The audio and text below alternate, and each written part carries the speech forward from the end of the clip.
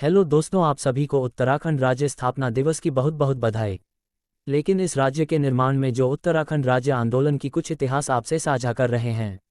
उत्तराखंड राज्य की मांग सर्वप्रथम 1897 में उठी और धीरे धीरे यह मांग अनेक समयों पर उठती रही।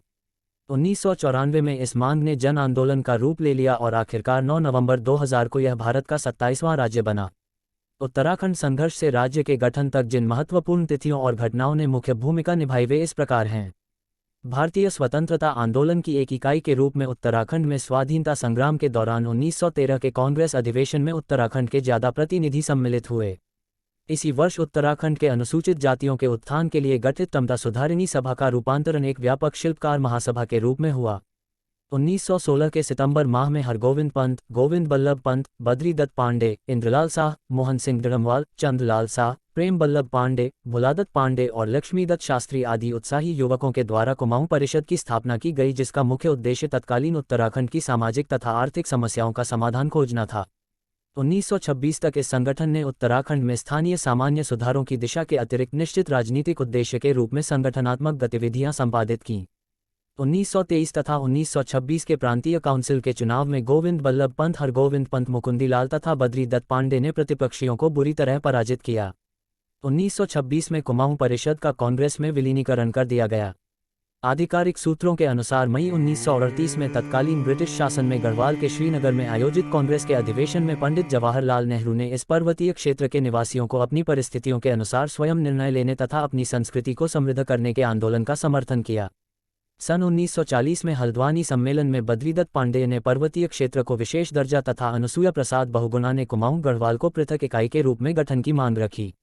1954 में विधान परिषद के सदस्य इंद्र सिंह नयाल ने उत्तर प्रदेश के मुख्यमंत्री गोविंद बल्लभ पंत से पर्वतीय क्षेत्र के लिए पृथक विकास योजना बनाने का आग्रह किया तथा 1955 में फजल अली आयोग ने पर्वतीय क्षेत्र को अलग राज्य के रूप में गठित करने की संस्तुति की।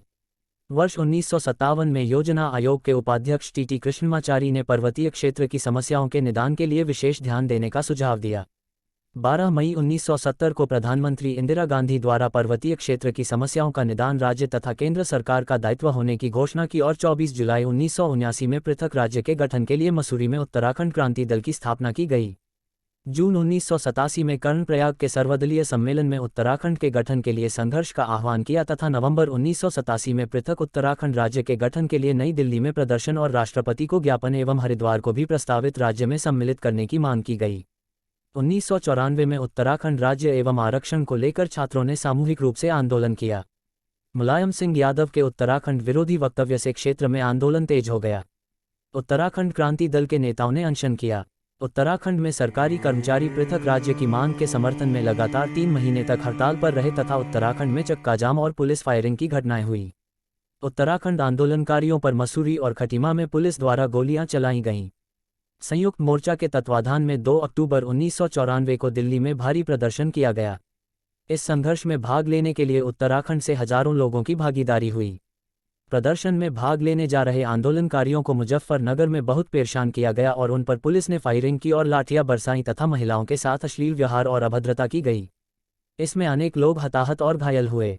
इस घटना ने उत्तराखंड आंदोलन की आग में घी का काम किया।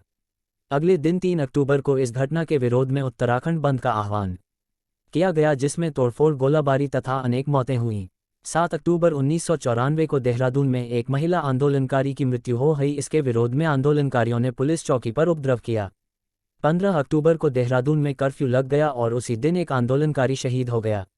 27 अक्टूबर 1994 को देश के तत्कालीन गृहमंत्री राजेश पायलट की आंदोलनकारियों की वार्ता हुई।